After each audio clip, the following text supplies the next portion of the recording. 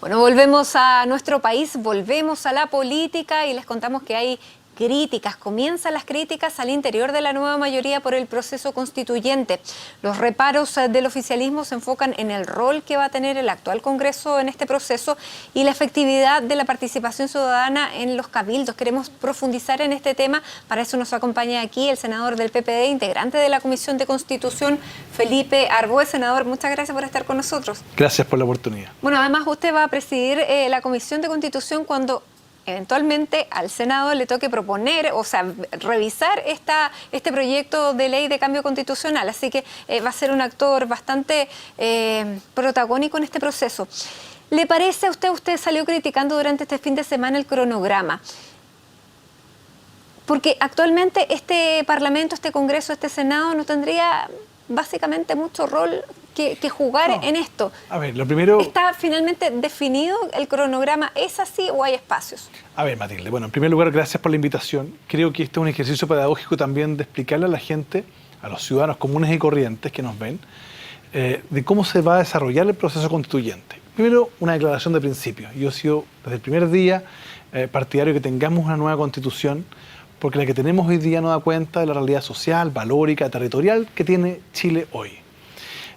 Dicho lo anterior, me alegra que la presidenta Bachelet haya finalmente adoptado la decisión de iniciar un proceso constituyente. ¿Qué me preocupa? Primero, me preocupa la extensión del proceso. Creo que es demasiado largo.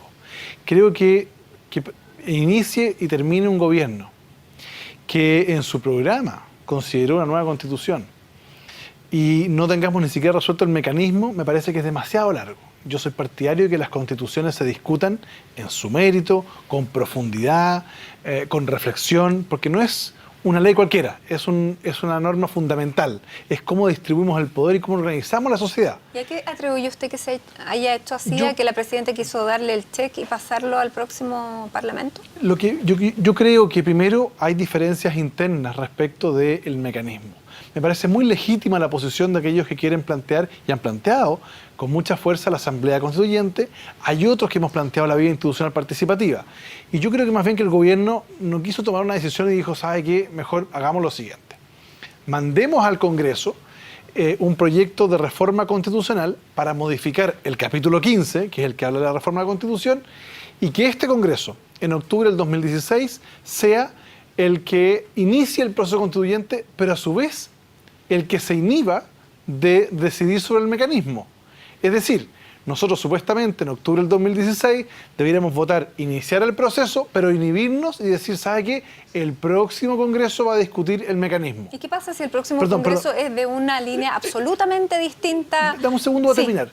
Porque la inconsistencia que yo veo es que si nos piden que nos inhibamos para discutir el mecanismo, es decir, cómo vamos a reformar la Constitución y sería el próximo Parlamento, no parece lógico que el cronograma puesto por el gobierno diga que en octubre del 2017 la presidenta va a mandar un texto de contenido de nueva Constitución a este Parlamento. O sea, no vamos a poder discutir el contenido, pero sí vamos a iniciar la discusión, no vamos a poder discutir el mecanismo, pero sí vamos a poder discutir el contenido. Me parece que no es muy adecuado. Ahora, ¿podría ser que también el Senado dijera no queremos reforma constitucional y hasta aquí queda?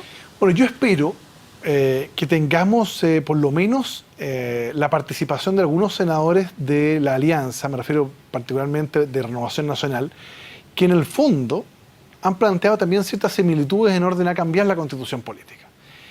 Pero lo complicado es que la actual Constitución exige, para iniciar el proceso, 2/3. Eso equivale, con el actual Congreso, a 25 senadores. En consecuencia, el gobierno tiene que tener un sentido de realismo político. Lo que no puede ocurrir es que este proceso se frustre.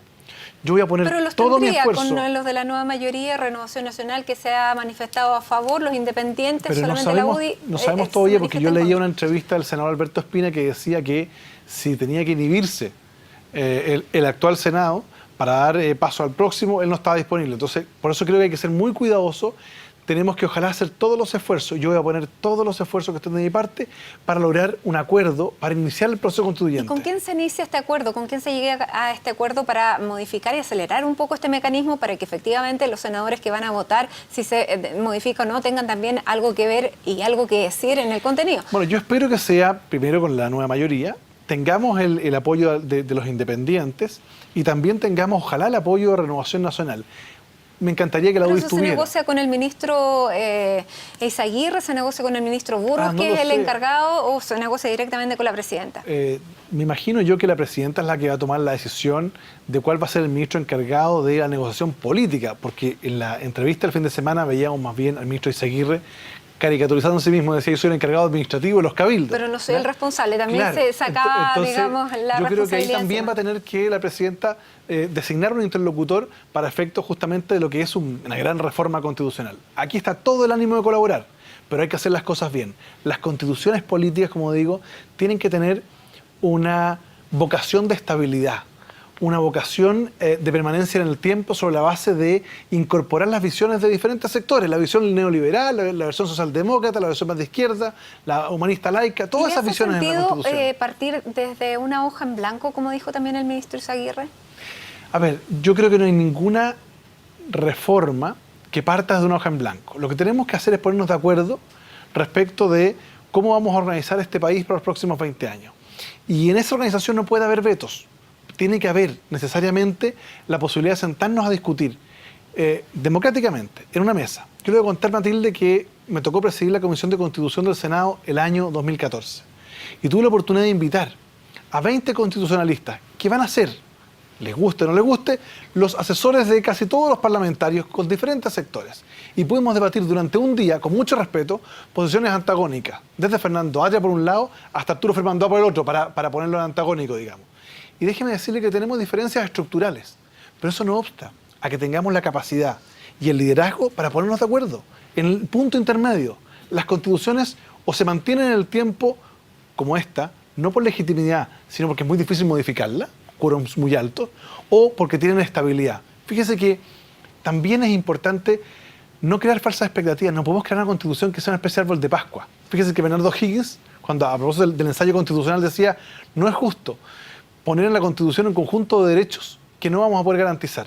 Tenemos que crear un conjunto de derechos de garantía, pero que sea realista, que no terminen todos en tribunales viendo si existe o no realmente un derecho, digamos. Exactamente, y también que sea representativa de todos. Y en ese sentido, la oposición precisamente ha dicho que desconfía que se pueda garantizar que efectivamente en los cabildos, los monitores, por ejemplo, y todos los recursos que se vayan a destinar, no sea más bien un proselitismo en el que ellos no tengan cabida. ¿Cómo se garantiza eso? Ahí lo que yo sugiero es que participen activamente. Yo creo que el ministro anunció cabildos provinciales a cargo de los gobernadores o gobernadoras. A mí me encantaría que estuvieran todos los parlamentarios de oposición y de gobierno y que metieran a su gente para que participe. Mientras más abierto y más transparente sea, bienvenido sea. Yo le doy mi experiencia, porque hay algunos que hablan de participación y nosotros iniciamos un tiempo atrás cabildos y ya hemos tenido experiencia. Oiga, con profesores como Patricio Zapata y José Antonio Ramírez, ambos doctorados en Derecho Constitucional, que introducían un debate respecto de qué es lo que era la nueva Constitución. Se permitió que en Chillán, por ejemplo, más de 350 personas participaran más de 5 horas en trabajo de comisiones. En Rengo, más de 400 personas. ¿Y cómo se garantiza que dentro de un cabildo efectivamente haya una representación de todos? Porque a lo mejor hay un sector que es más participativo que el otro. Pero es que lo que pasa es que al final del día, Matilde, es rol del Estado promover la participación. Pero no puede ser rol del Estado obligar a participar. Y ahí, por eso es tan importante, por ejemplo, entrevistas como esta. Para los partidos de derecha, históricamente la gente de derecha participa en esto menos que la gente de centro-izquierda. Debieran participar más, pues deberíamos, o sea, aquí hay que motivar la participación. Yo, por lo menos en mi zona, le puedo garantizar a los parlamentarios de oposición que todos van a tener cabida, como la tuvieron en el cabildo que me tocó organizar. Porque, vuelvo a insistir, hay algunos que por una tentación de corto plazo van a intentar hacer una constitución por una mayoría circunstancial. Déjeme decirle que esa democracia, a la vuelta de la esquina, cambian su constitución y se genera estabilidad. Y creo que ese no es el sentido republicano de hacer una carta fundamental que represente la visión de todos los chilenos y chilenas. ¿Están las claridades suficientes, por ejemplo, para iniciar este camino constitucional, dando los recursos que se están pidiendo? 2.500 millones de pesos es lo primero que se dice en la primera partida. Y hay parlamentarios que dicen: ¿cómo vamos a aprobar 2.500 millones cuando no sabemos cómo va a ser este proceso? ¿Cómo se van a organizar los cabildos? Si estos 54 cabildos van a funcionar 1, 2, 3, 4, 5, 10 veces. si estas 2.500 millones son solamente para este periodo, si el próximo año o lo vamos a tener que dar cada vez, o sea, cada año por los próximos 7 años que pueda durar este proceso constitutivo. ¿Cómo se hace? ¿Cómo se define esto? Me imagino yo que el ministro secretario general de la Presidencia es el que está defendiendo y va a tener que ir a justificar esto al Senado y a la Cámara de Diputados, a la Comisión de Presupuesto. Yo no pertenezco a esa subcomisión, pero me imagino yo que él es el que tiene que fundamentarlo. Solo para efectos de pedagogía, el cronograma que se publicó establece que estos cabildos ciudadanos van a producirse entre marzo del año 2016 y puede ser marzo o abril del 2017, porque a partir de la resolución que tomen esos cabildos, el equipo constitucional que la presidenta designe va a redactar un proyecto que supuestamente entraría en octubre del 2017 al Parlamento. ¿Y ese equipo constitucional va a trabajar ad honorem?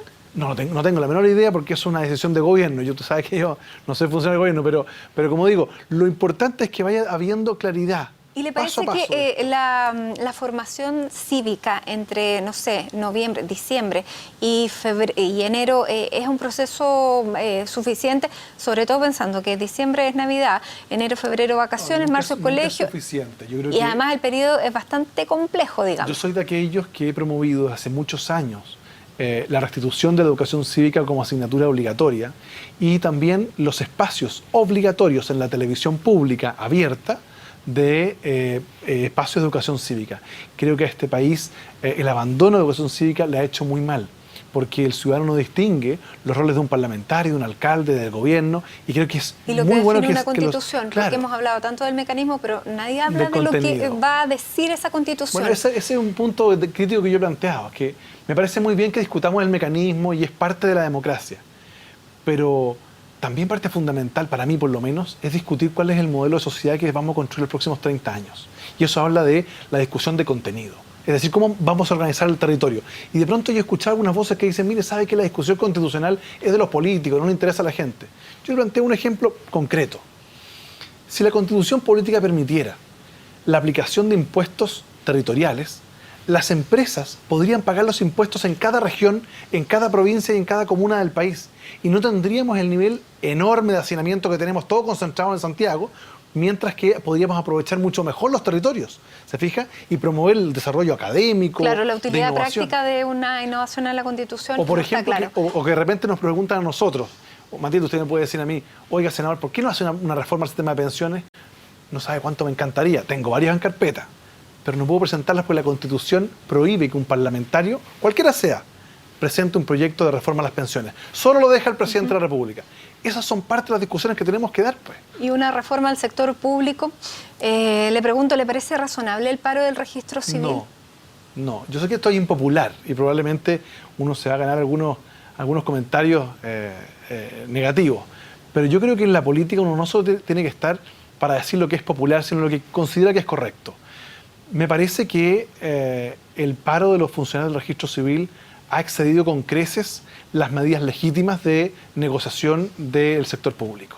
La afectación de la vida ciudadana, de personas que necesitan sus certificados de antecedentes, de personas que requieren renovar su carnet de identidad, no para jugar, sino para postular un trabajo o para, por ejemplo, tener que viajar fuera de Chile. ¿Lo sabemos? ¿Lo ha hecho mal el gobierno entonces? Porque ha permitido Yo creo que esto se ha extendido demasiado y mi percepción es que aquí debiera adoptarse una decisión rápida. Y si es el reemplazo, o será el reemplazo, no sé, el mecanismo tendrá que ver el gobierno. Precisamente cuando se discute la reforma laboral. Bueno, pero es una enseñanza, pues, es una enseñanza. Y yo creo que el gobierno tiene que aprender también de esto. Si aquí no puede haber blancos y negros, yo creo que hay que tener Porque hoy día tenemos medio. reemplazo en huelga. Efectivamente, en la práctica eso es así. Aunque legalmente no exista la huelga en el sector público, pero en la práctica se produce. Y la afectación de miles de ciudadanos. Yo creo que, y vuelvo a insistir en esto, más allá de las encuestas, si es popular o no es popular, yo no sé si es popular o no, pero mi percepción es que la afectación de la vida cotidiana de los ciudadanos es enorme. Yo veía gente de mi región, de localidades aisladas como Tirúa, Contulmo o Alto Biobío, que tienen que ir a Concepción o a Chillán, y resulta que no los atienden, son 3, 4 mil pesos de ida y de vuelta. Y es una tremenda afectación. Por eso creo que el gobierno tremendamente dramático. Debiera apretar un poquito la mano, creo yo. ¿Hacer valer la ley de seguridad? Eso es un extremo, pero mi percepción es que la política también requiere de capacidad de articular acuerdos o bien de tomar decisiones. Y aquí hay que tomar decisiones rápidas para que se restablezca el imperio del derecho. Senador Felipe Arbós, muchísimas gracias por estar con nosotros. Muchas gracias por la invitación. Y nosotros a esta hora hacemos una pausa aquí en Noticias y Perspectivas y ya regresamos con más.